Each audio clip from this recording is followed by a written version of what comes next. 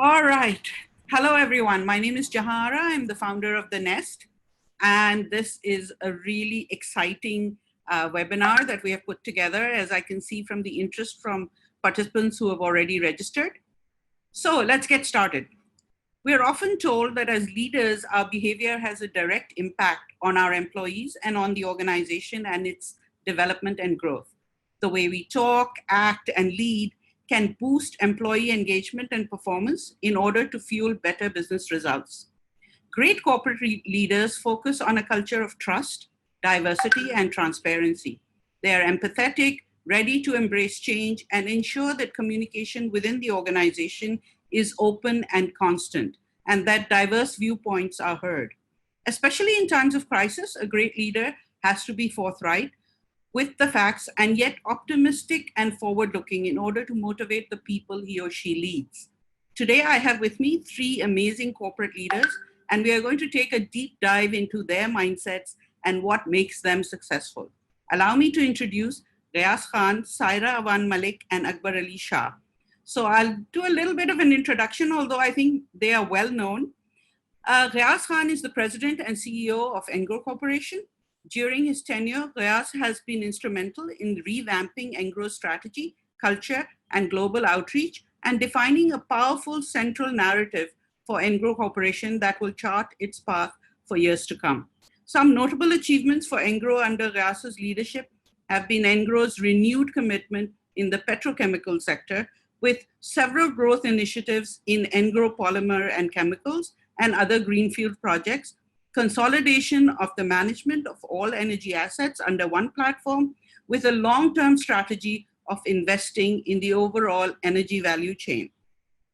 So the parts that I find interesting is that the power plant that Engro has put up in Thar started commercial operations and set out to fulfill its promise upon contributing 660 megawatt to the national grid. And a global record was set by Engro LNG amongst LNG terminals with the fastest 200 ship-to-ship transfers. Finally, with a firm belief that connectivity is the conduit that enables social and financial inclusion, Ghias was involved in the launch of InfraShare, which aims to drive the development of the country's connectivity infrastructure and has already partnered with all major telcos in the country. Ghias is leading several innovative transformations at Engro, including an extensive HR transformation that focuses on revamping all talent management, development, and reward philosophies.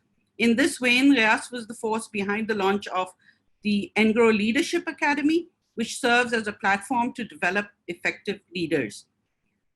Under his guidance, Engro has also earned numerous awards, both locally and globally, for enabling a thriving business environment.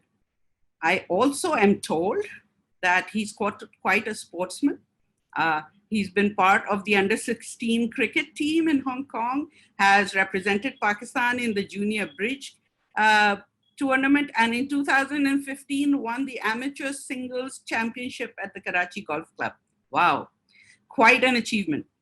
Next, we come to Saira Awan Malik, who is the Vice-Chairperson and Group CEO of TCS Holdings. She is a corporate lawyer by training and previously worked at the London office of international law firm Cleary, Gottlieb, Steen and Hamilton LLP. I hope I got that right.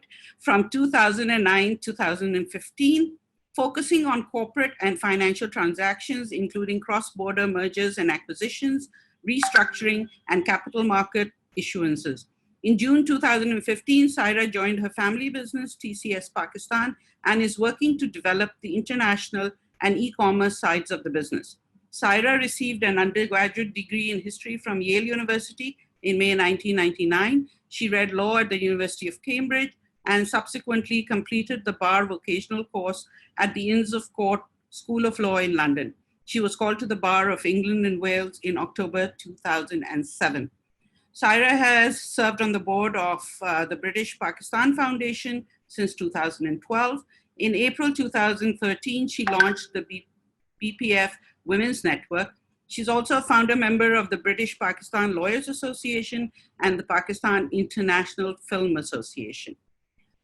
Okay, and last but not least, we have Akbar Ali Shah, who is the CEO of RB Pakistan Hygiene Home, a subsidiary of British-based FMCG MNC RB, which owns world-renowned brands that all of us know, like Dettol, Lysol, Harpic, Mortein, and the like. He is also on the executive boards of RB Pakistan, Saf Sehatmand Pakistan, and on the advisory board of Iqra University in Pakistan. He's also part of Middle East, North Africa, and Pakistan cluster leadership team for RB. Akbar is a graduate of IBA from the batch of 2002. He started his career with Unilever before moving to RB in 2005. In his career spanning over 18 years, he was responsible for RB business in various other countries, including Saudi Arabia, Middle East, North Africa, and Iran, where he was part of the leadership team responsible to manage over $1 billion of business. In the Middle East, Akbar worked with Dr. Ishrat Hussain, former Governor State Bank of Pakistan and Dean of IBA, to set up the IBA Middle East Alumni Chapter. Akbar was the founder and the first president of the IBA alumni based in Dubai. He is a socially conscious transformational leader who believes in purpose-driven business ideas to create a social impact. He believes businesses without purpose and social impact are like bodies without a soul. In Pakistan, he's working on social issues related to health and hygiene, as well as workplace inclusivity. He is an avid reader and traveler. I guess you are not really traveling right now, Akbar. Okay, so I know that was a detailed introduction, but I think it's important that you know what an awesome panel we have. So let's get started and hear from them rather than my voice. So let's start with the first question. What are the top 3 challenges faced by your organization during the recent pandemic, and how have you been able to overcome them? Shall we start with Ghias? Bismillahirrahmanirrahim. Thank you very much, Jahara, and assalamu alaikum to everyone. And thank you very much for that very long introduction. So, appreciate that. Jehan, we're now about roughly, let's say, 90 days into this crisis. And as far as Pakistan is concerned, I think March 15th was around the time when the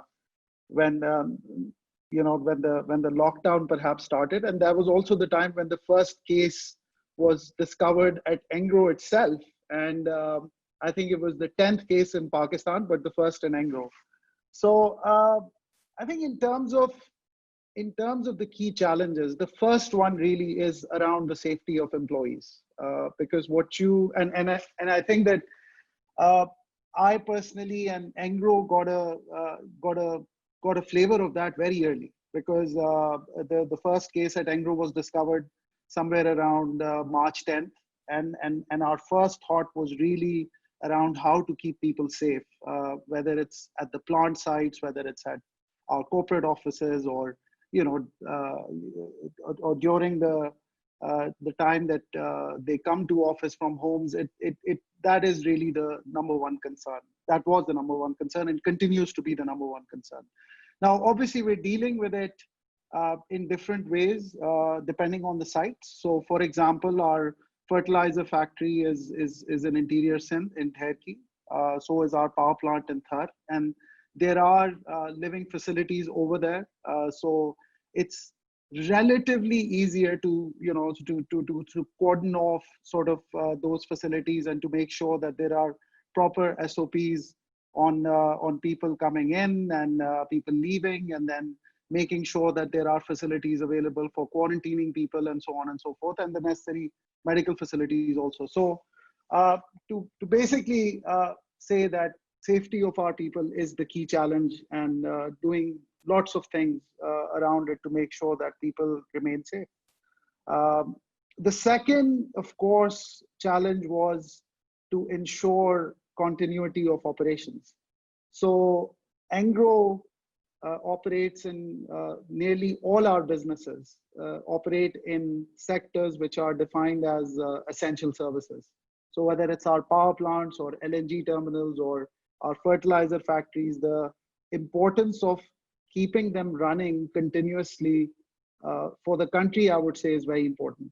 Because if, let's suppose, Khuda na khasta, if our LNG terminal was to go down, that would mean that Pakistan would get anywhere between 13 to 15% less gas than it does today, because the LNG terminal enables about 15% of Pakistan's total gas demand.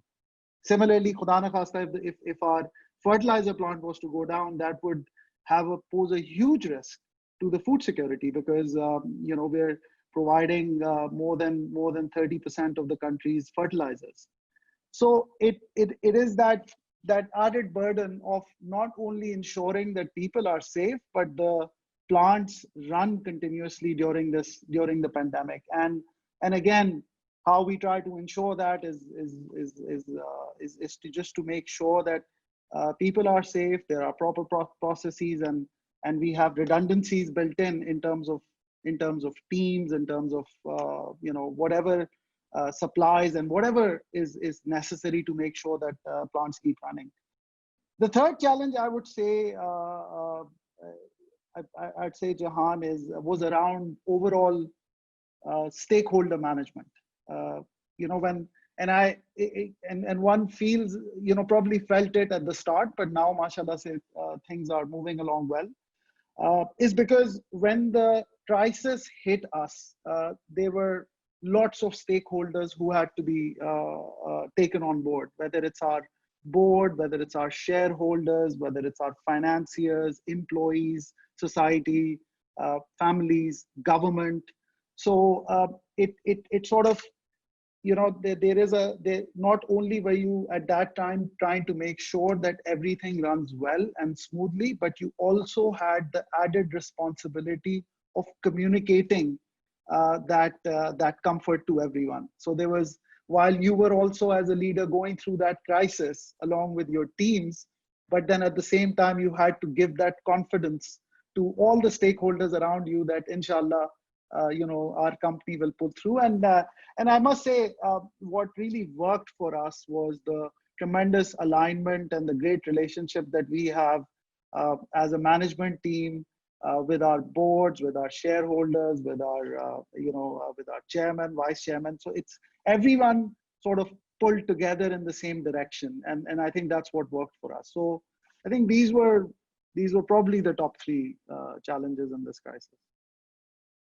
Thanks for that, Ghias. Yeah, that covers quite a lot. I think as a large organization, the challenges of bringing together so many people and making sure that you communicate with them and ensure that they know which way you're headed, what the risks are, and how the company is working towards mitigating those risks is very important. And Engro seems to have done that very well. Saira, if I can come to you, you're in a business where TCS Holdings, a lot of the employees cannot work from home. Some of them have to be on the ground out there, delivering packages and making sure that everything functions. So can you tell me what the top challenges TCS Holdings as a group has faced and how you've been able to overcome that as a group?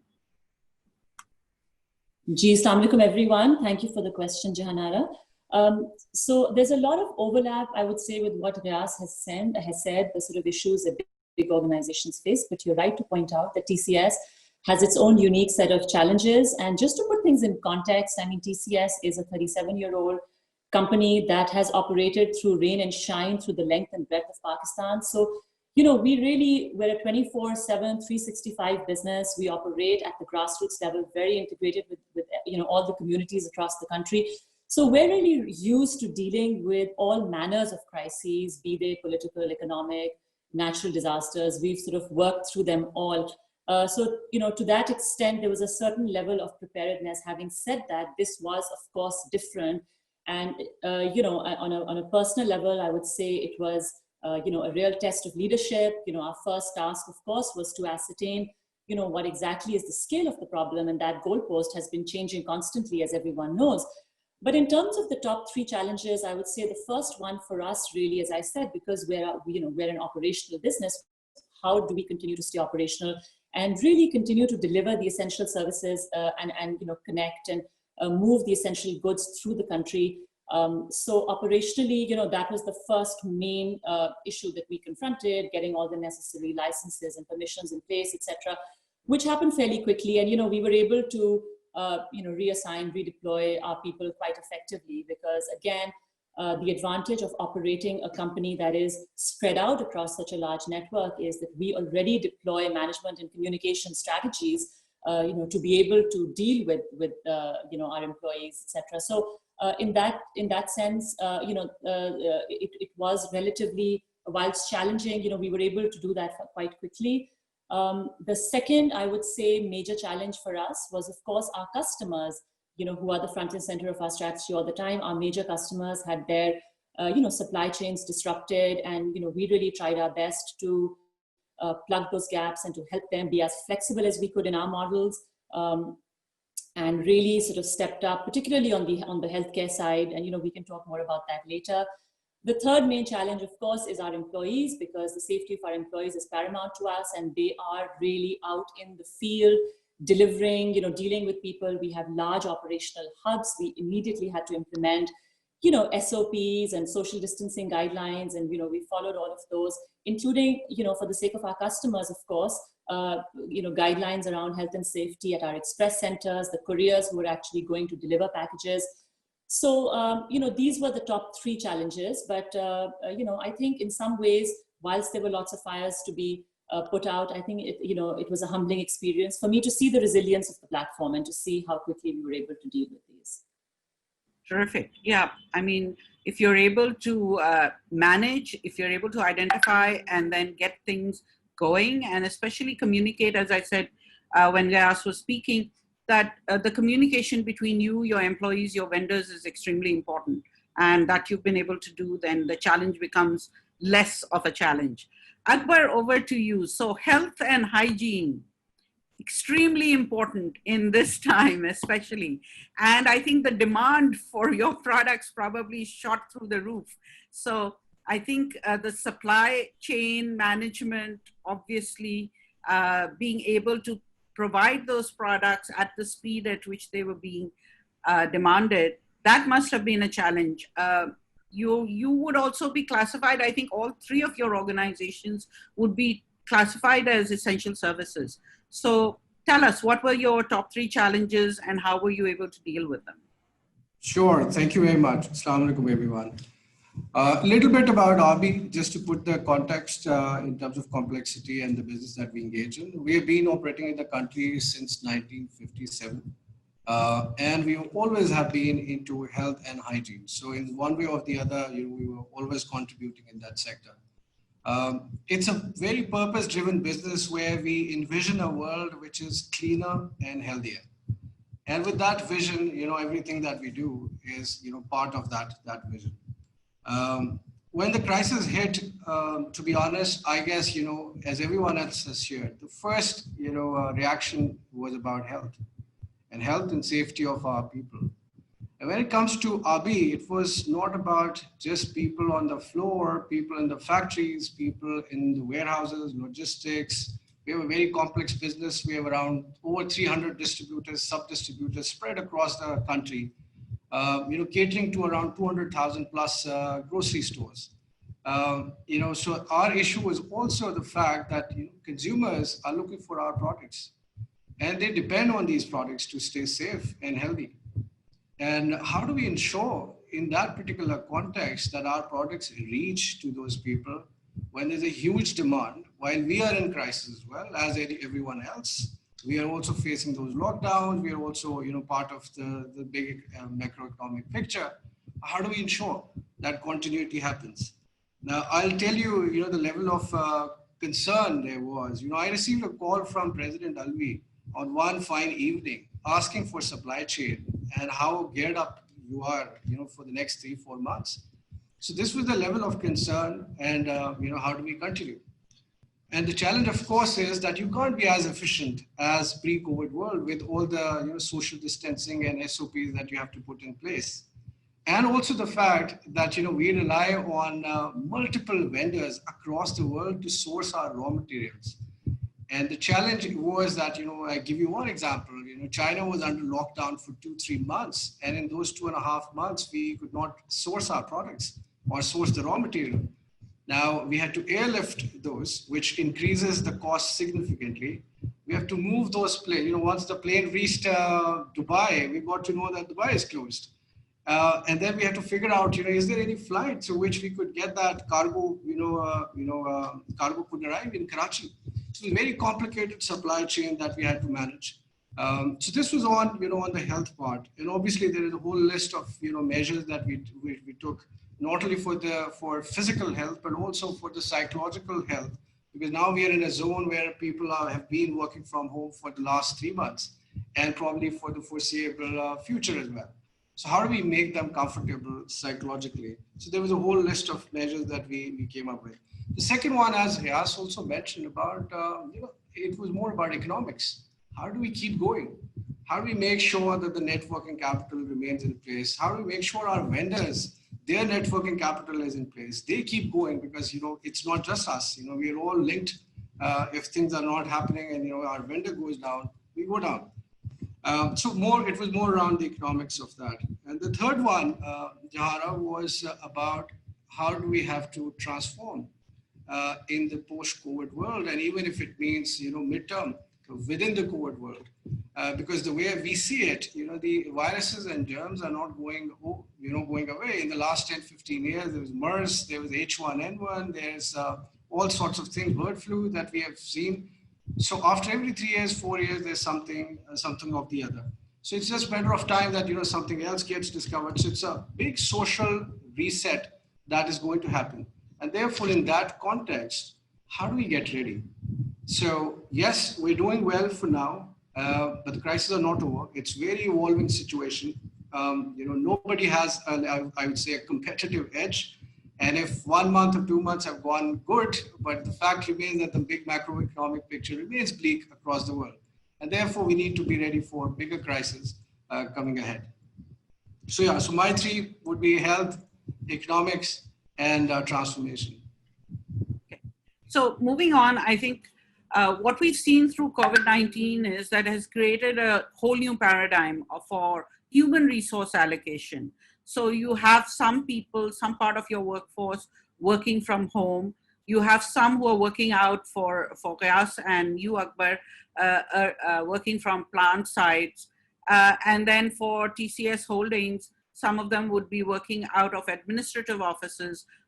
How much of that percentage is working from home for TCS also would be interesting to know. So if we can get started, Ghias, if you can tell us how you've been able to keep the balance between keeping the plant side operational and yet having many of your administrative people working from home. How has that been managed? And were there any challenges that you had to come up with new solutions for?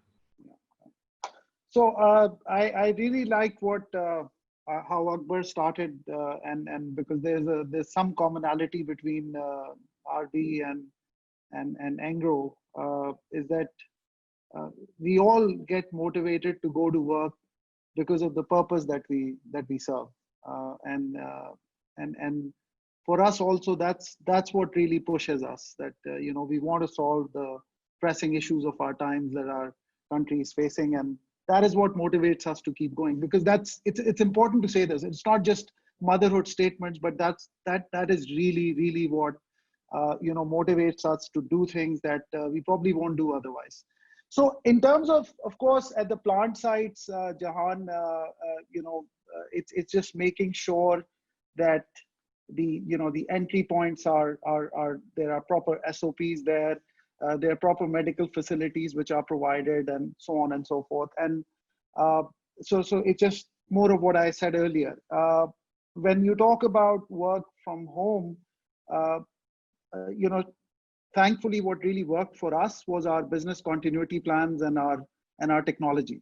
So for us, it was a real test of our technology, and we concluded the first wave of our overall SAP transformation, where we took about 4 of our companies live, including our largest company, Engro Fertilizers, only in October. And then COVID hit, and mashallah say, we've been able to seamlessly keep all our businesses running through this period. In fact, some records have also been set on closing of all transactions towards the end of the month and so on and so forth. So what really worked for us, and I must give credit to all the teams here, is the technology that we had invested in over the past couple of years, I would say. Then, of course, Jehan, this is a new experience for all of us. And what we tried to make sure was communication, and have very transparent communication with everyone, just to communicate to them that what we are thinking, what the company is looking to do, what are some of the risks, and be as open as possible, and then have channels of communication which allow interactions to take place amongst the leaders or the line managers, and with leaders in whichever capacity, whether they're CEOs of companies or managers or divisional heads and so on and so forth. And I've personally spent a lot of time in doing that as well, having town halls and generally up the level of communication. And to my surprise, even though, Jahara, as you know, I have a background of running a technology company, but I never realized how effective Zoom is, right? And how it makes a lot of our jobs easier. And just this event that we are having here today is testimony to that. And I've now held multiple board meetings of many of our companies on Zoom, events like these. So technology has worked, but to have a very strict discipline, and then to have open channels of communication with people, because this is a huge change for them. Some are overloaded with work, others are not getting as much work. People are anxious about their health, about their job security, lots of things. So I think what has worked so far for us, mashallah, is the fact, number one, we take a lot of pride in our company and what we do. And then, of course, to have a very strict discipline around SOPs. And thirdly, to have open lines of communication where we hear from people all the time about what they're feeling and how they're going. Yeah, that's very important, because I think there are a lot more concerns that people have during this period than they have otherwise. So it's important to address those concerns, and I think it leads to them not suffering from a lot of mental health issues, emotional issues that are bound to happen when you're really uncertain about what's going on. Saira, what about you? How have you been able to keep the company, the difference between the people who are going to be working from home or are working from home and those that are out there? Are there separate SOPs? Do some of them really have no work to do? There are questions coming in about, and I think I'd like all of you to handle these questions, is, are you guys doing anything to maintain the payroll, or have you reduced the payroll? Are you thinking of employing newer people because there is a lot of unemployment in the market? Are there any new divisions that you guys have opened that could cater to the employment needs of a large number of the people in Pakistan? So these are things we'll address over the course of this conversation. But Saira, if we could have your opinion on what's going on within TCS right now in terms of handling people, keeping them comfortable, and making sure that they are confident that whatever they're doing is of help to the organization. Yes. So Jehan, I'll start out by saying that as an organization, we are exceptionally busy at this point in time. So, all our people are, a majority, the overwhelming majority of our people are busy working. And yes, we do have different SOPs and a different approach to our management staff, what one would consider, as you said, sort of the administrative side of the business, where people work from offices. And there, of course, we have a comprehensive work from home policy that, and we've equipped our people. So we've equipped them with, all the sort of technology, the laptops, the remote access that they would need to be effective. We've got attendance-based, login systems, etc. And so, we're really being able to monitor their work, their output, as well as, they're fully connected. But, for our company, of course, our it's our frontline staff, the the real essential workers who are the couriers who are in the field. And there initially at the start of the pandemic, when volumes did, obviously the entire country was shut. So we did see a reduction in volumes and we were operating at reduced capacity, maybe about 40 to 50%. And then, but that has now steadily gone up, and it's the same with our express centers. So initially, there was very, very strict enforcement of the closure of all outlets, and we slowly we kept a few essential ones open because there are customers who still need to send things, and we needed to be there for our customers. And now we are almost at about 90%. Our staff in the express centers across the country are there. So in terms of protecting, again, I would say employees and customers are both equally important for us, because what we do, we're in the business of moving things, and we don't certainly want to be we don't want to fall short of any sort of health and safety guidelines where, we can unknowingly be responsible for any sort of spread. And so we're very, very careful, especially with our frontline staff in terms of the sort of protocols that we are following. Generally, in terms of boosting employee morale, yes, it's been a challenge. People are very concerned. But it's not company specific, it's not sector specific. Globally, there's great panic. Everybody's wondering whether they're going to have their jobs in the next 2 to 3 months. As an organization, we've given our employees the assurance that we have held on to our entire workforce. If anything, we have certain staff that is incentive based. We've actually topped up where we felt there was a shortfall because of reduced volume. So we've actually really stood by our workforce, because they really are the heroes of TCS, our frontline force. And so, we wanted to be there to protect them and give them a bit of a cushion. And so, but of course, we are watching the situation as closely as anybody else is. And the balance between efficiency and ultimately the ability to be able to scale up is going to be the critical challenge in the days ahead, because we are seeing increased opportunities in certain areas, and we do foresee expanding actually in certain areas. And so, how do we balance that with the need to be an efficient, lean organization is going to be what we'll confront in the days and weeks ahead. There's a question here for you, Saira, from Aisha Umair, who says, how is TCS handling their international shipping due to limited flights? What about your collaboration with UPS? Yeah. So, of course, because the flights were operating on such a reduced schedule, our international shipments are still going ahead. That's the short answer for her. But obviously, we've had to go on a slower schedule, and the alliance is still very much, serving customers. So, there haven't been any significant issues. If anything, there have been certain instances where, we've sort of gone beyond, sort of regular SOPs as well, just to try to assist customers who had urgent deliveries, particularly on the healthcare side. So, the international side of the business is very much operational and serving customers. Okay, great. Akbar, so what's happening at RB? How are you keeping those working from home and those working at plant sites, that balance of keeping them motivated and making sure that efficiencies are not affected?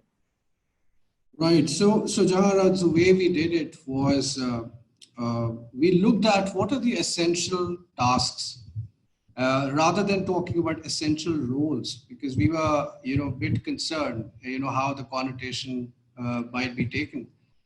So we identified essential tasks which required a human physical intervention, which you cannot do without, being there on the floor. For example, being on the floor, or, loading, logistics, unloading and, driving the vehicles, reaching to the stores, working on the plant line. These are some of the essential tasks which you cannot do through Zoom or through technology, as of today. So we split that organ, those tasks. And therefore, most of the people are now working from home, except for those who are performing essential tasks. And we plan to continue to do like that till the lockdowns are not officially over. And then we want to make sure that we have all the SOPs, not just what we want to, but there's the global RB corporate SOP, which is pretty stringent. We want to make sure that our buildings, our offices are compliant in that way. And then we want to see the individuals, are they okay to come? Because if they are above 50 or they are, they have health challenges, or if they are taking care of older parents, we don't want them to risk it. Or if they are using a shared, let's say, transport, we don't want. So there are a couple of triggers that we have kind of kept, till the time those 3 triggers are there or are green, that's the moment when we will resume office. Therefore, which actually meant that getting comfortable, with the concept of work from home. And which basically meant that not only the health, the physical health side, but the psychological health side is also taken. Psychological side is also taken care of. On health, I will mention a few things that we did. Obviously, we explained it to the team, and as Ghias also mentioned, communicate. Overly communicate in the crisis. So we communicated till the time everyone we felt have understood the nature of those crises. We provided them the health kits. We replenished them very frequently. The health kits include masks, sanitizers, disinfectants, typical stuff that you require. We implemented our own SOPs very strictly, daily disinfections at our third-party, facilities, which are like, say, distributors. We have daily connects on health check. We are even noting down the fevers. If say somebody has a fever, and so we have a list. Who is possibly suffering or could be suffering. And in few cases, people have gone for the testing as well. And alhamdulillah, so far, we are all safe and sound. Besides that, I guess digital has obviously helped. Whether it's Zoom or Microsoft Teams or WhatsApp, it has. Helping. There are lots of tools that we are looking at. What will be helpful in the coming days. And then we are creating a toll-free helpline to manage anxiety of the employees. People are concerned about employment. There are fears around that.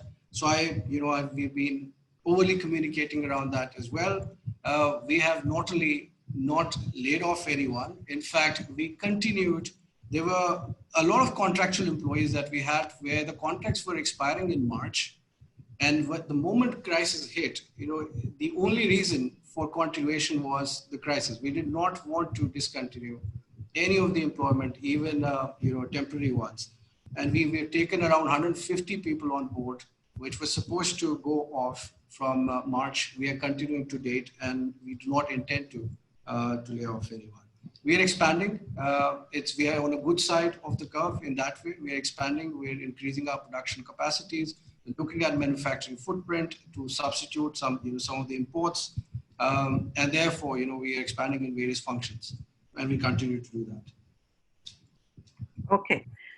Thanks a lot, Akbar. I think now we'll have to split the questions between you because there's so many that are coming in. I'm not even going to look at my own. There's one specially for you, Ghias, where you're being asked by Mohammed Uzair Asif, what are the qualities of a CEO of a corporation as large as Engro? What are the qualities you need to have? Well, look, I think it's not about the size of the company, right? So and I think it's not just about being CEO. I think the same would be applicable to if you're leading a small team also. I think leadership is common, regardless of how large the platform is. It gets magnified a little, and then more stakeholders get added to it. The bigger the ship, but I think core leadership qualities or attributes don't change. And I think that my advice to the person what's the name of the gentleman? Mohammed Uzair Asif. So my advice to Uzair would be that resilience, ability to make decisions, and to role model the values of the organization, I think is extremely important. And then, of course, some things that you need to work over time, which is to have a good blend of IQ and EQ, is what makes a leader. regardless of the size of the company or the size of the team. So that's what I would say. So Ghias, I don't know if he understands what the difference between IQ and EQ. If you could just explain that a bit. I think IQ is just general intelligence that you're born with, and it's I think it's overrated in leaders, because what's more important is the emotional quotient, which is your ability to work with people. But nevertheless, as a leader, you are, and especially as CEO, you have to have a certain element of commercial acumen in you, and your ability to process things at a certain speed. So it's a combination of your core intelligence, something that you're born with, and then emotional intelligence, which you work on over a period of time. Because as a leader, it's extremely important or as a CEO, to work with people and through people, not do everything himself or herself. And I think one thing that becomes relevant to the CEO of Engro Corporation, what the position I hold, is that majority of things that I do is always through people. There are very, very few things that you're doing yourself, because operationally it's a large organization, a conglomerate, where tasks are performed by various people. So it becomes my role to make sure that we're all aligned and the right people are in the right places. Absolutely. So Saira, maybe you can address this question. Muhammad Usman wants to know, all of us have seen the different challenges coming out of COVID-19. Do you foresee any new opportunities which will be coming out of this crisis? That's an excellent question. And I was actually going to jump into Ghias's answer and say adaptability is a critical component, right? Because we are all just adapting to an ever-changing environment. So I think, there are a lot of opportunities, and, I think all three of us have mentioned and have touched upon those areas that we see that there are a lot of areas of growth, and we can spend a little bit of time talking about them perhaps. I mean, as at TCS, for example, in the short term, I'll just give you, so while I mentioned, let's take an example of document volumes. While they were down, we saw a real spike in e-commerce volumes. Interestingly, just another little snippet is that, we have a gift delivery service, and as people in the pandemic feel the lack of, person-to-person contact, we actually saw a spike in our online orders for our gift delivery, particularly from the Pakistani diaspora that we're very connected with, electronically. And so, as a company that really has its pulse on consumer behavior, I see there are some really interesting areas for growth. I already mentioned e-commerce, but I also want to maybe spend a little bit of time, in the medium to long term, I think talking a little bit about the opportunities that will arise in healthcare logistics, because that's relevant, that's something that's really important, and how are companies like TCS thinking about that big opportunity that's there. Because what we're seeing now is the potential for digital technologies to deliver better health outcomes, right? We've seen this globally. This was catalyzed by the pandemic, and some of the things, for example, that we are seeing coming out of this are the healthcare on demand model, where you will have an increased focus on direct to consumer deliveries, of medicines, for example. So online pharmacies will have to increasingly adopt e-commerce strategies and have the ability to reach the end consumer and deliver quality assured medicines. And that's where, a player like TCS, which is a trusted delivery partner, can come in and really help create that ecosystem. Particularly, in addition to that, when we look at, the healthcare sector as a whole, we're going to be seeing, timely restocking, for example, of medical supplies, medical equipment, smart warehouses of the future, where we work to really manage stocks and inventory. And, we will see hospitals, for example, that will be utilizing on-demand delivery models for, time-critical deliveries of, medical supplies, surgical parts, etc. So we're looking at logistics consolidation centers, to service this near future demand. And, I just want to say, we're very proud to say that we've already successfully executed on something similar on this sort of logistics consolidation model for healthcare supplies, even pre-pandemic. So, these are the sort of opportunities. I've just given you a little bit of a glimpse of the sort of things, the areas that we're looking at, because, this pandemic has thrown open a lot of interesting opportunities. This is just one of them, but we're looking at multiple areas across our, our sort of value chain that we can offer. No, those are really amazing new areas that perhaps none of us had thought about pre the pandemic. But as you said, you were already getting into the healthcare sector even before the pandemic started. So this would have given you an opportunity to jump right in and accelerate. Akbar, there's a question for you here from Shayan Salim, who says, is RB Pakistan looking to invest in the automation of your warehouses, taking in consideration the rising risks of pandemic? And I think we'll follow that up with a question to Ghias, because technology-wise, all of them are interested to know how you are using or planning to use AI, robotics, and all of those kind of technologies to move forward. Yes, so I wonder if okay. Yeah, so most of our logistics, I would say almost all of it has been outsourced. So we are working with the best-in-class logistic partners, the likes of TCS as well. So, we rely on their automation, but we can always look into the, in terms of, if there is any improvement that might come, if there is an automation required, but we can always look into it. Perhaps following on with that, there is a question which says, Ahmad Zahid wants to know and this is to all of you, in the aftermath of COVID-19, what is the role of C-level leadership in maintaining a balance between employees' interests like job security, career growth on the one hand, and shareholders' interests like profits and cash on the other? How are you going to balance those two things? Well, I think it's easy for me to address it. I think it's very well balanced. So I don't see a challenge here so far. So it's not a challenge. Yeah, I think he's copping out. He doesn't want to go into any more details on this. Yeah, Saira, you wanted to say something? Well, I was just going to say, pre or post pandemic, the C-level has always really tried to balance these competing demands. They're not competing demands, actually. In a successful organization, these are very synergistic. And so the success of your employees is really the success of your shareholders.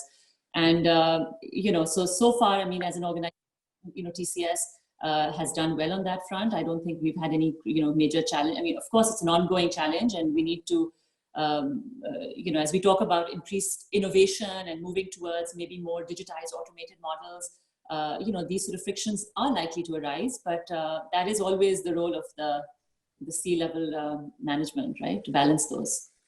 Right.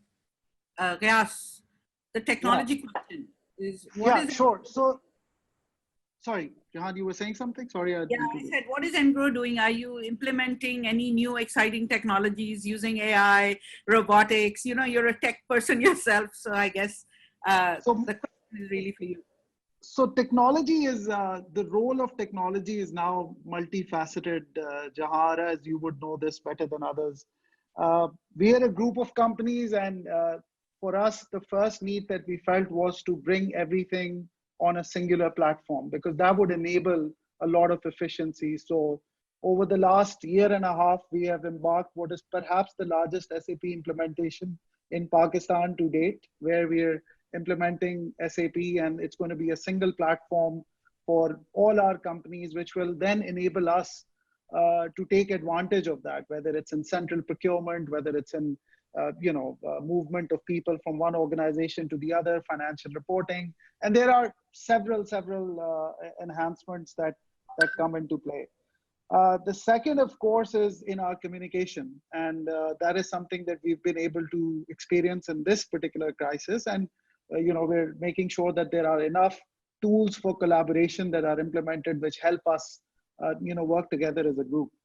And then third, of course, is more frontline technology that I think what I've been asked, that how can that be used to sort of increase the value of our businesses. And it's relevant, and it's more relevant in some businesses of ours than others. So let's suppose if I'm talking about our power plant, then there are, which have a business model of putting up power plants where we then sell electricity to the government. There is limited upside that is available for us in terms of deploying technology. Sure, there are tools that we can deploy in terms of AI and machine learning tools, which can help us sort of do better maintenance of plants and machineries and be more proactive in that in our approach. But then it has far more importance in some of our other businesses, like our tower sharing business, where we're managing infrastructure in multiple geographical locations across Pakistan. So there are several remote monitoring tools that can actually help us become more efficient, and then technology becomes a lot more important.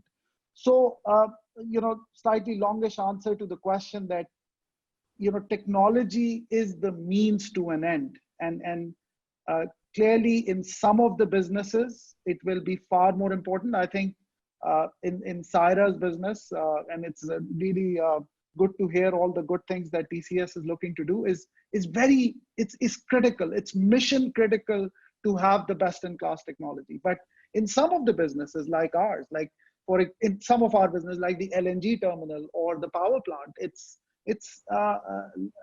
doesn't really move the needle as such. But overall, as an organization, we've made a fundamental decision to have technology as the technology transformation in our organization is fundamental to our future, whether it's back office support, whether it's collaboration tools, or whether it's frontline technology that will enable our businesses.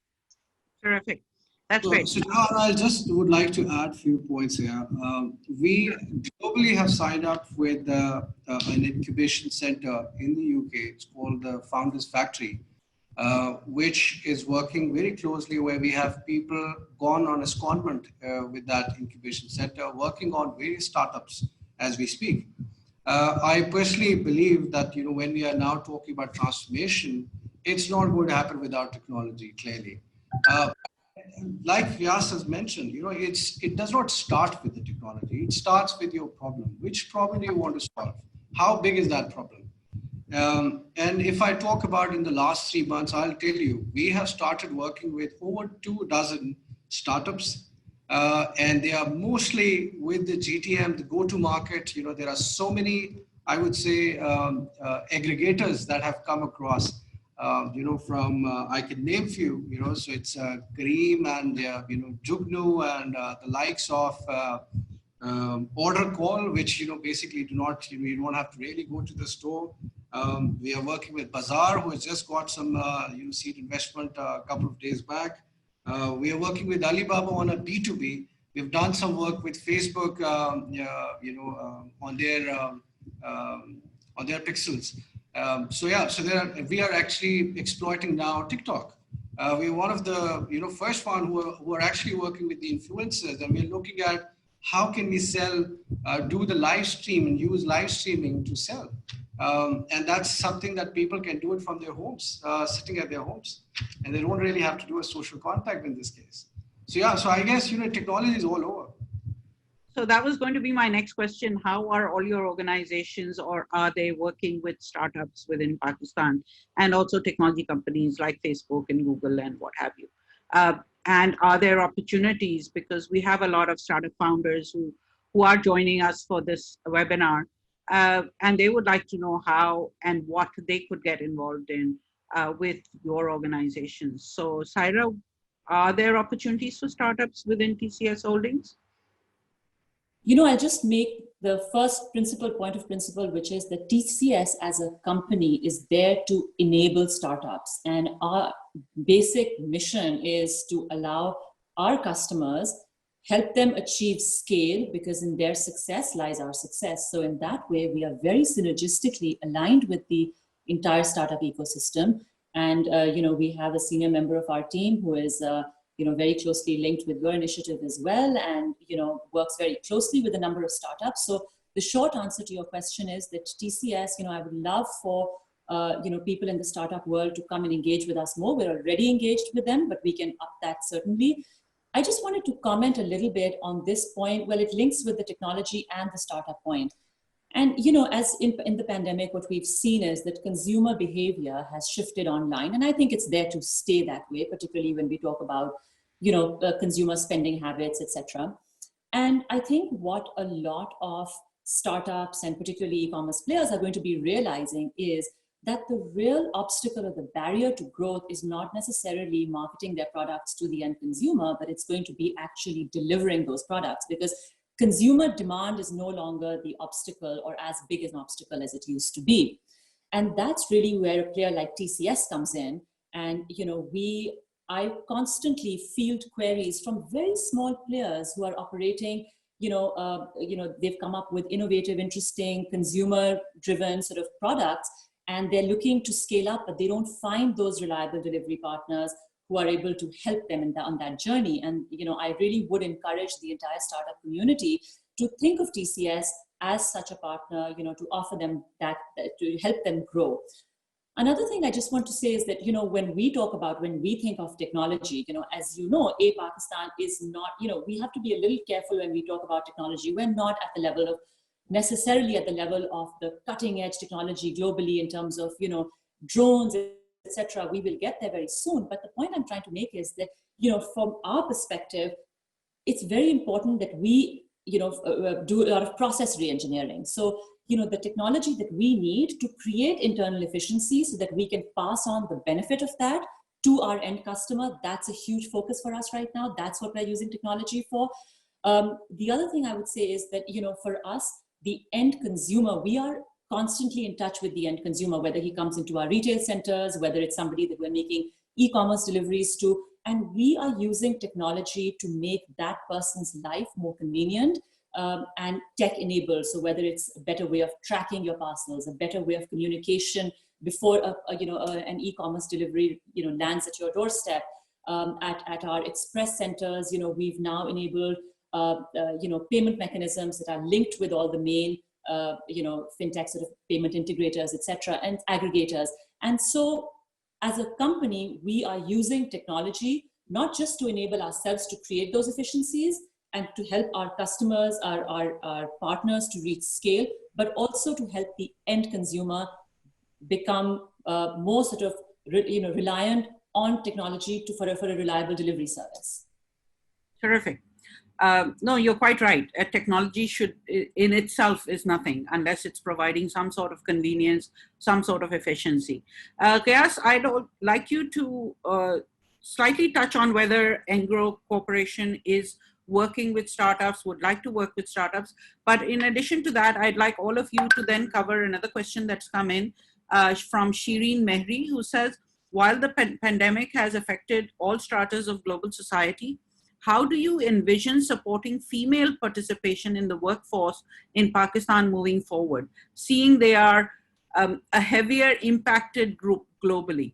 So in addition to the startup ecosystem and how they can engage with Engro Corporation, this question I think is very important. And I personally also feel that female participation should be on the increase. And what are all of you doing in this area? So Jahara, how is Engro Corporation engaging with startups? Horribly is the truth. And it's very disappointing because for someone who has in his life been involved in a startup, and I'm extremely disappointed to say this, but that's the truth. And because I think there is a challenge in how we should engage with startups, and a lot of that blame is on us also. So don't think that I'm trying to make a judgment over here on anyone, but I think there's a lot that we have to take responsibility of that also.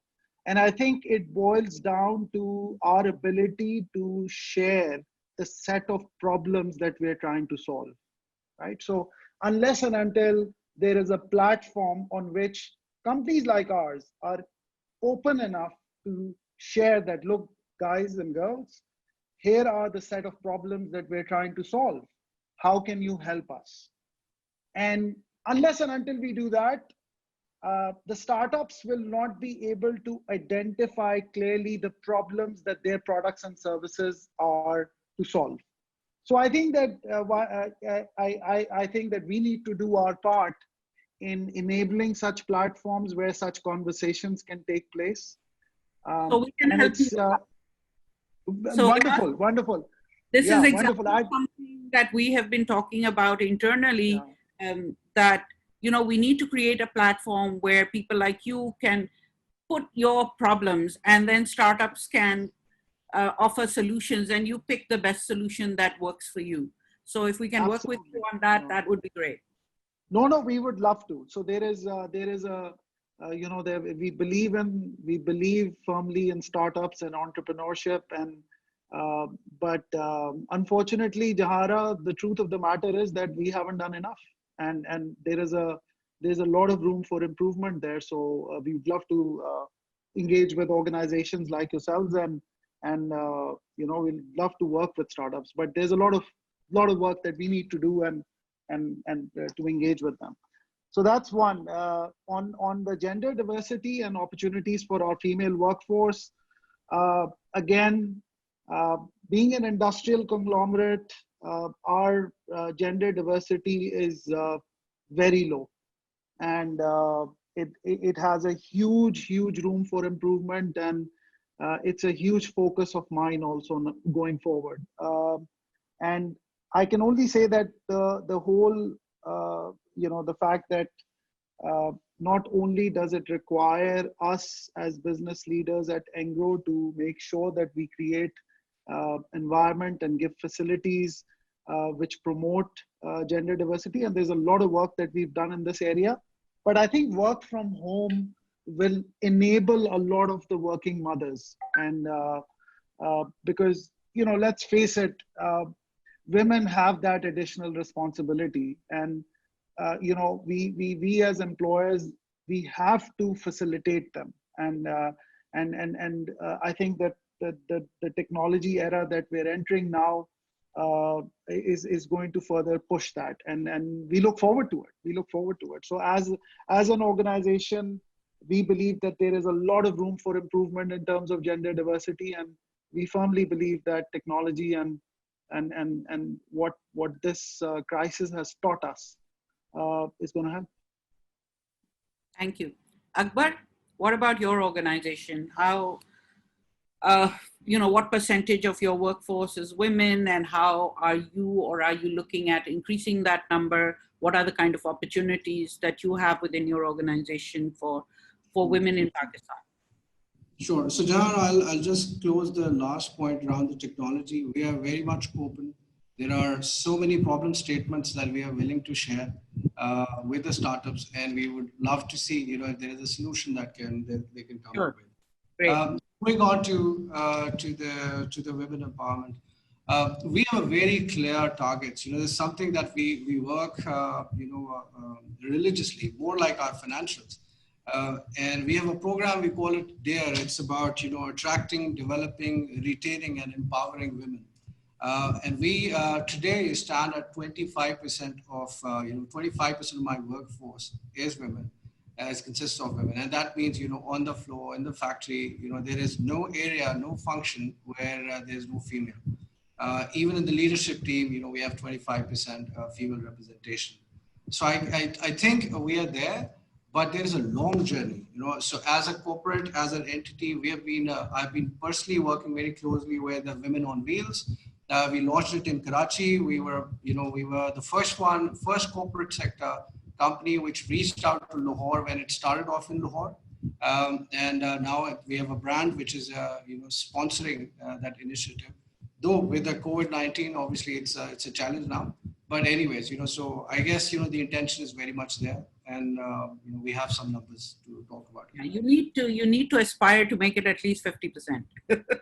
Absolutely. But it's a good beginning. Definitely 25% is a good start.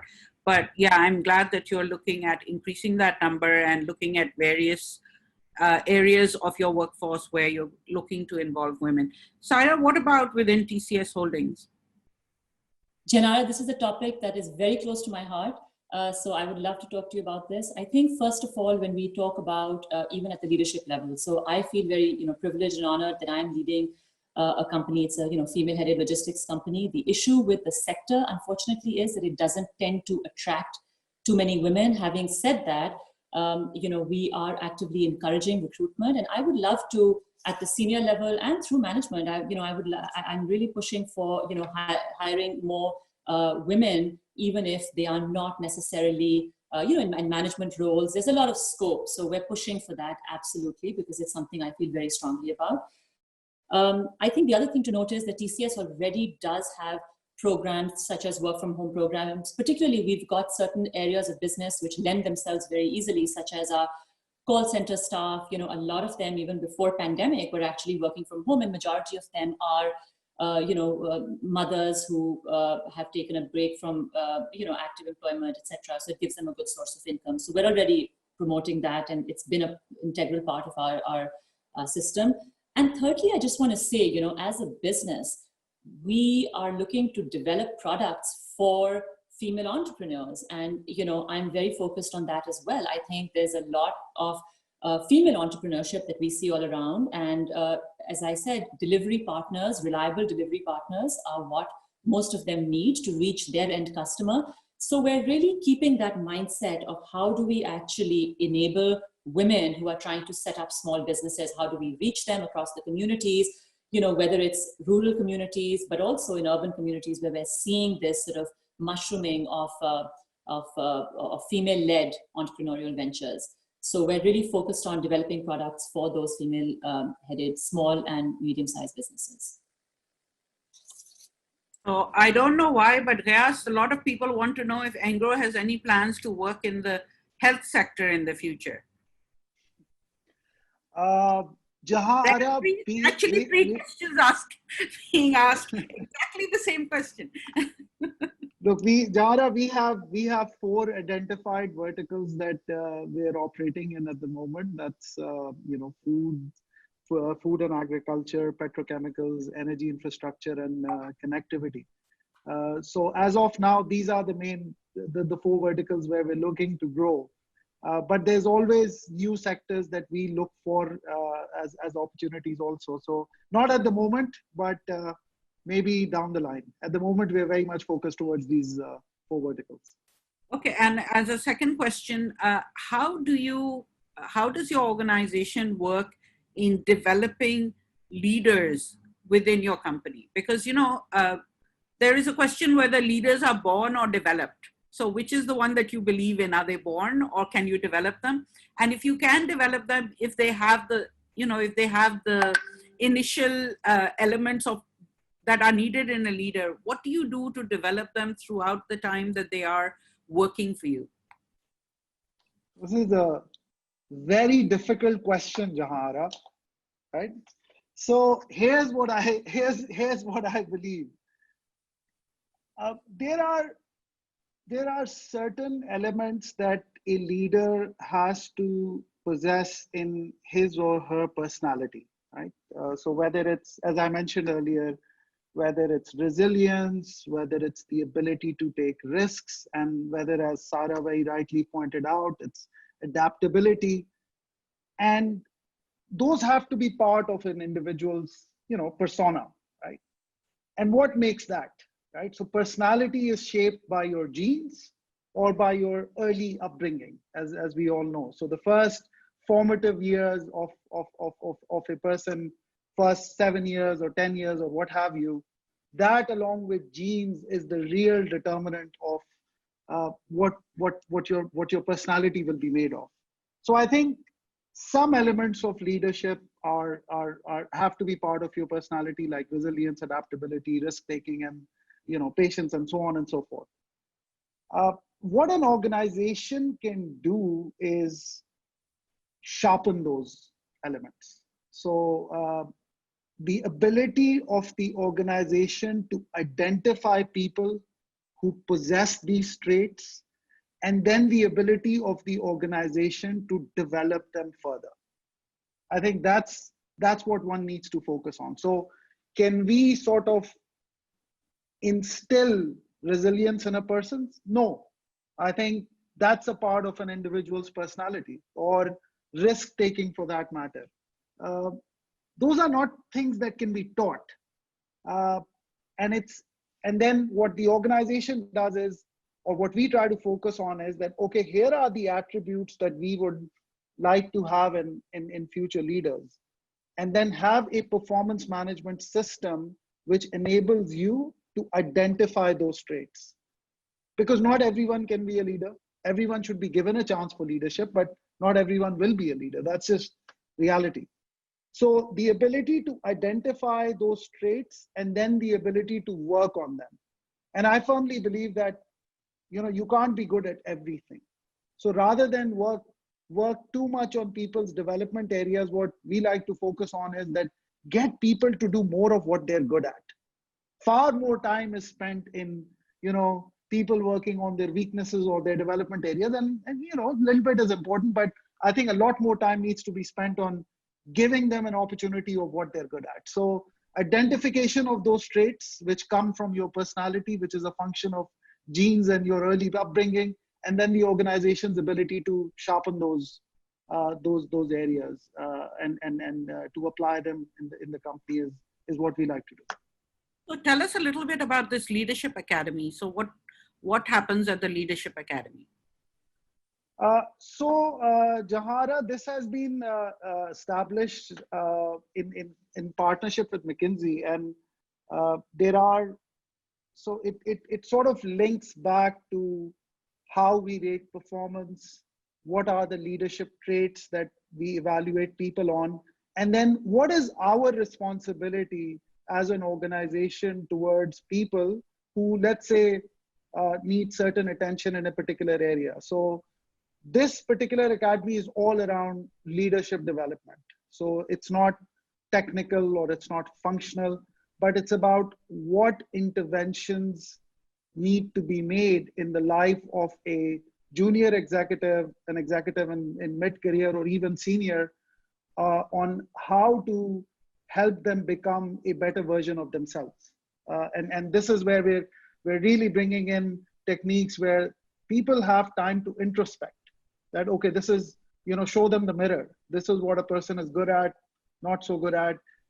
These can be identification of potential derailers, and more importantly, identification of strengths in how one conducts themselves in a working environment. So it's very much focused around those traits. So it's not technical, it's not functional, it's leadership focused, and that's what we intend to do, inshallah, moving forward. Great. Akbar, what about in RB?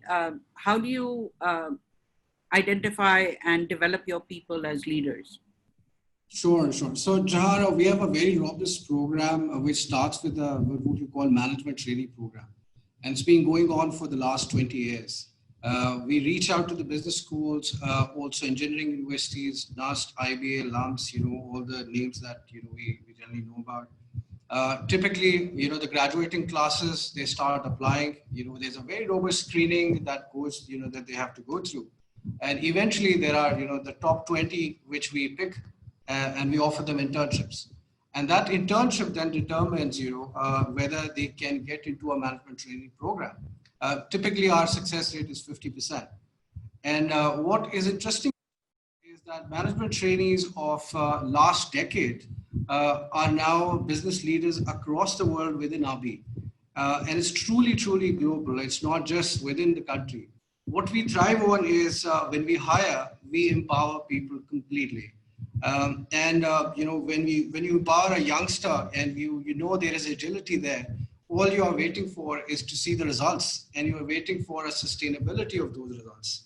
And once we see that, we give him another challenge and a bigger challenge. What RB, by the way, is unique within the industry is the kind of talent export that RB has done in the last 20 years. Before COVID, I was exporting almost one resource every 2 months. And we had exports to the US, we have talent exports in Canada, we have in South Africa, Far East, you name it. It's something that I, personally took a lot of pride in, that, over 2,000 people have been exported in the last 2 years. And when we do that, we continue to recruit and find the new talent. So it's a very ongoing process within the country. And once these guys reach to a senior level, we have, future leader program, at cluster level, at a global level, depending on, which hierarchy we want to enter into. And it's very robust, as some people also mentioned about regular 360 feedback. It's, once in 2 years, kind of a corn ferry. You get to know your development areas, your strengths, what do you want to focus on, and you plan your journey for the upcoming year. So it's a very robust, very regular. We don't believe end of the year conversation. We have on the go conversation, but we do mid years and end of the years as well. But we kind of partner together in their journeys. Okay. I didn't know we exported people in addition to mangoes and IT exports. That's good to know. Yes, Saira, what about you?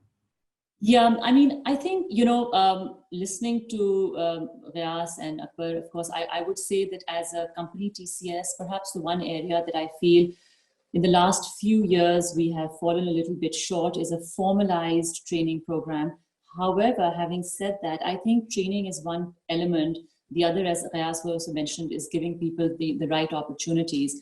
And there I would say, TCS has excelled because we have actually, over the course of our history, encouraged, and recognized talent across the network where people have been high performers and they've been pushed up through the ranks. So there are multiple examples of people who have actually reached the board level. And even at this point, there are board level, there are people who are sitting in the senior most management of the company who started their lives as working lives as a courier in Gujranwala or as a front office staff in Karachi. And that's a legacy we're really, really proud of. So TCS as a company, I would say, has encouraged the top performers to really rise through the ranks. And because it's an entrepreneurial company at its core, people who have had the ideas and the passion to pursue them have really shined within the TCS system. So that's something we're really proud of. But of course, as we become more and more future focused, we are now increasingly looking at, engaging more with, the sort of the top level talent that is coming out of business schools, etc., and then obviously give them the necessary tools that they need. But also generally, TCS as a company has also in many ways trained all the entire logistics sector of Pakistan, as it were, is peopled by those individuals who have had their first jobs at TCS. Again, a legacy that we're incredibly proud of. So, there's no dearth of leadership, either current or in the past, and hopefully in the future too. Okay, sorry, I was muted. I think we're running out of time, but there is a question that I want you to cover, which is pretty vague, but it's also important. How are you looking at the economy of Pakistan post-COVID, and what are your expectations from the budget? Is it going to help? And how is the global economy going to impact what's happening in Pakistan? So 3 questions sort of rolled into one, but something that people are really worried about: where's the economy headed? What is it going to mean for them and for Pakistan? And how is what's happening in the global economy going to impact us? So Ghias, if you could start. Sure. So Jehan, I'm going to try and cut this into pieces, right? So clearly the impact on the economy is going to be negative, because we're talking about, over 1.5 trillion rupees that we're going to be losing, or that's going to be needed to address this crisis. And that's obviously going to put us, serious pressure on the government. And then we're looking at a significant fiscal deficit. That's just the situation we're in. And I'm sure, inshallah, together as a nation, we'll come out of it. But that's a straightforward challenge that we're facing. The other thing which I would like to talk more about is that this crisis, I think, should be used as an opportunity to put a lot of things right that we haven't in the past, and which are very important for the longer term economic development of the country. I think it's a great opportunity for us to deregulate a lot of our businesses, to bring about market-based reforms, to push the country towards becoming more competitive. One thing that we have really suffered in is our exports. And Jahara, who would know this better than you, that IT is one of the sources of increasing our exports, because if you look at our exports in 2013, it was around $25 billion. In 2019-20, it's going to be somewhere around 26, 27 odd billion dollars also, maybe a little more. But insignificant growth, and hence that's why we keep running to the IMF. So not only do we need to have economic growth, but it needs to be export-led economic growth. And then what are those pockets? That, you know, it could be agriculture, because we're an agri economy. It's a $50 billion sector, and you know, we can do so much in this sector, and clearly businesses like TCS can play a huge role in that, developing those cold chain logistics and so on and so forth. Mineral mining is one huge area. IT exports, business process outsourcing is another area, and maybe we can convince the likes of Akbar to set up more production facilities in Pakistan to cater to the region, not just cater to the Pakistani market. But that would require us to have a very, very relentless focus towards being more competitive. So I think deregulation of key sectors, whether it's the power sector, whether it's fertilizer, power, cement, automobiles, there's a lot of, we unfortunately suffer from a lot of rent seeking, from a rent seeking mindset. So I think that's going to be critical. I think bringing about necessary reforms in mortgage financing is going to be very, very critical, because that's going to get the construction sector going, which in turn will be really, really good for a lot of the businesses which fuel the construction sector, whether it's cement, steel, and so on and so forth. So I think while there are clear challenges ahead of us in the next 1 year, because of the fiscal pressures that our country is going to come under because of the crisis, but it's also an opportunity for us to step back and take some bold steps to sort of correct some of the mistakes of the past.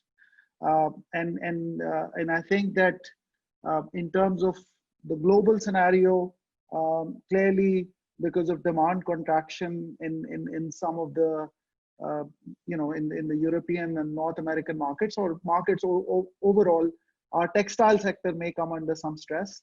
But then I was talking to someone only today that a lot of our textile companies have also pivoted in sort of providing products which are necessary in this crisis, whether it's masks, whether it's PPEs, or whether it's disinfectants. So there is this fair amount of export that is happening in that. As a country, Jahara, what we need to realize is that no country in the history of the world has progressed if it hasn't been able to sell its products and services to the rest of the world. We have to not only be export focused, but we have to be not only be growth focused, but it has to be export led growth, as opposed to a lot of import led growth that we have experienced in the past few decades. So buckle up. It's going to be a tough 1.5 year. I don't think there's any way around it. Let's be resilient. But I think use this crisis. Let's not waste this crisis. Let's use it to do what's necessary and take the bold steps. And I think, Ghias, you and many more leaders within the economy can work with the government to make sure that they look at these market reforms and look at export growth and look at making sure that imports are reduced. I think this is something where the government needs help from the private sector and from leaders who've been part of the economy for some time. So I'm hoping that you are involved there with them. I'm sure you are. Akbar and Saira, if you would like to address this. Saira, yeah, go ahead. I just want to add a few things. I think Ghias has pretty much covered it. I mean, I think what we're looking really at is, a sort of, a demand shock really, and we need to really increase, consumer, we need to give consumer confidence back, get consumer confidence back, and really try to focus on local demand, domestic demand. And I think when we talk about, helping the export sector, for example, we, for example, are really thinking proactively about coming up with some sort of cross-border logistics solutions that we can roll out. It's a little early to say, but we're working on that. So we're really hoping that we can work with all the sectors that have suffered a setback because of the global crisis, and it is a global crisis. So that's one thing that we're looking at. International supply chains being disrupted. So as a logistics player, we're trying to be as nimble and agile as we possibly can to try to assist the players in Pakistan so that they can keep their production, etc., boosted. And the other thing I just want to pick up on is that when we talk about public-private partnerships, for example, I think it's really important for the government to really look at outdated sort of regulatory and legislative frameworks so that local businesses that are in the forefront at this point, local players, are really enabled. Oftentimes foreign investment is viewed as a kind of a quick fix solution, but we really need to focus on our local economy and our local businesses in order to create national champions. And I think that, as I said earlier, I think this crisis has really shown up a lot of opportunities too. So those of us who can really benefit from those will be the winners in the long run, and hopefully the country will also then, as a result, benefit. Yes, Akbar. Yeah, I think I could not agree more. I think most of it has been already said. As a foreign investors, as overseas investors, my view is how can we support more? What can we do more? Clearly, we see a massive growth opportunity in the country. We need to get into the pyramid, bottom of the pyramid, which requires, unless we have a local substitution and we increase our local production footprint, it is difficult to crack. So therefore, we will be aggressively looking at investing in the country. We've offered just increased. We have in fact set aside around 500 million rupees just a couple of weeks back to address this COVID-19 challenge. And it's an investment. It consists of a lot of donations in terms of PPEs, products, disinfection drives across the country. So we are looking at all angles. And also, Ghias, by the way, we do export as well. We have a small export business. But we do that. We do that to Spain. We do that to some of the countries in Africa, and we do it to Bangladesh. But there is a lot more that we can do. Clearly, the opportunity is tremendous. I think all we need is a bit of stability in our policies. We need some economic stability. We need some exchange rate stability so that it could help. It will help in forecasting the business. Otherwise, I guess we have the fundamentals. Okay, and I'd like all of you to end with what your organizations are doing in the CSR area as well as in the sustainability area. So there are a number of participants who want to know if you're focusing on sustainability and also what you're doing in the area of giving back, CSR to the public, to the country. So Ghias, could we start with you? So Jahara, I'll talk about bit about what we're doing specifically to COVID and then what our general philosophy is about CSR. So, clearly it's as far as our CSR philosophy is concerned, we invest in the value chains in which where our plants operate or our businesses operate. So whether it's the agri value chain or whether it's in the petrochemical space or others. We've got programs which are investing in them. There is a certain percentage that we set aside of our annual profitability, which gets invested in these programs. Particularly for some of our projects, like the power plant that we've developed in Dhar, the whole contribution that we're making to the society over there was an integral part of our investment thesis. So before even getting a rupee out of that project, we have already invested in uplifting the infrastructure over there, in health, in education, in livelihoods, in a number of areas. So investing in people, in societies, and in communities in particular where our businesses operate is an integral part of our whole purpose.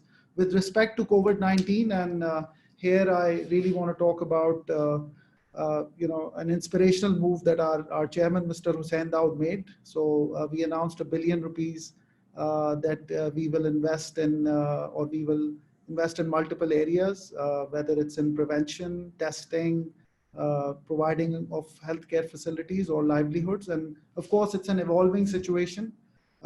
We've now, obviously we realize that there's going to be a need for urgent resources, whether it's in testing or protective equipment.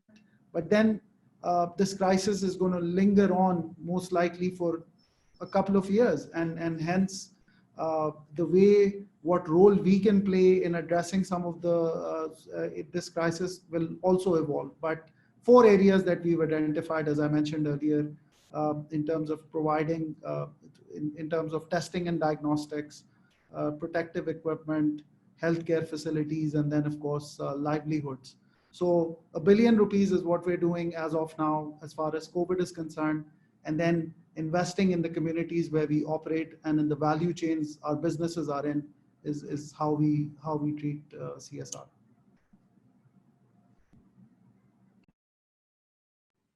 What about in the area of sustainability, climate change? Any of those areas, are they an area of focus for you? Jahara, absolutely, and this is obviously coming from, and I'll be the first one to say that this is coming from a company which is producing power out of through charcoal, and we're into petrochemicals and plastics as well. But there are very, very strict guidelines that we follow, and there are lots of remedial measures that we are focusing on and continue to focus on. So so as far as the global standards are concerned of adhering to the environmental practices, those are being done. And then of course there is a target that we've kept in mind that we've set for ourselves over the next 5 to 10 years of the standards that we will achieve, and those are being followed. So yes, there is work being done on that. That's great. Saira, what about TCS Holdings? Yeah, so I think on the sustainability front, what I would like to say is that, again, as an organization that has provided employment to tens and thousands of people across the country for the last 4 decades and continues to be present wherever there is commerce in Pakistan, TCS is present. So our philosophy, we view sustainability in terms of the communities that we support, the businesses that we support, the end consumers. And we really see our role as very integral in remaining the bone of the country. So as I mentioned again, we're very close to the grassroots, and we hope to increase our engagement on that front. On the COVID sort of CSR specific initiatives, again, there are numerous relief organizations that we have partnered up with. We've been working, the National Disaster Management Authority that turned to us right at the beginning. They view us as a reliable partner to scale, who offers scale. So we were able to help them, and in transporting, whether it's PPE, whether it's medical supplies, food deliveries, ration boxes, etc. So again, these are ongoing efforts for us. We don't view these as exceptional or linked to, we do that in these sort of initiatives. We undertake them in regular times as well. So we're very proud of continuing along that path. Thank you very much, Saira. And Akbar, what is RB doing in this area in terms of sustainability as well as CSR? Well, on the CSR, I'll start off with. I will talk about COVID, which is obviously the current. As I was just explaining earlier, we have set aside ₹500 million to fight against this pandemic. And typically, this money is for disinfection drives. This money is for donation for our disinfectant products. These are also for PPEs for our frontline, medical reps, doctors, paramedics. We are also going to start off with a massive awareness campaign, as Ghias and some of and Saira also mentioned. It's not about these months. It's going to last for a longer period of time. So I thought this is the right moment to come forward and make that commitment. On top of it, we were part of the Clean Green Initiative. In fact, we were the first one to go ahead, and we were actually looking for the cabinet formation so that we could reach out to them. We were working on building public toilets supporting, on that particular front. We were about to initiate the first few when the COVID hit, so it's kind of parked now. But there is a mega project around that as well. Around sustainability, we have regular reports and updates, and we want sustainability. We are also listed on Sustainability Development Index. We've been performing very well, on that index, and it's a public information on our website. So I guess just to save time, there is a lot of information over there. One can go through, and we are fully compliant to that. In Pakistan as well. Thank you very much. So I think I've kept you much longer than we intended to. This was supposed to be just about an hour, but we've gone past an hour and a half. Thank you so much. And I think many of the participants are saying the same thing, that you guys have been just amazing. Thank you for your insights, for the relevance, for your transparency and your total honesty in answering many of the questions that they had. I hope we can do this again sometime, because apparently there were so many questions, and I know many people will be disappointed that we weren't able to get to them, but I think we've taken up far too much of your time already. Let's do this again, and thank you really for your time and for all that you had to share. Thank you, Jahanara. Thank you, Jahanara, for having us. Thank you very much. Thank you, Saira. Thank you very much. Akbar, Saira, bye-bye. Jahanara, Bye.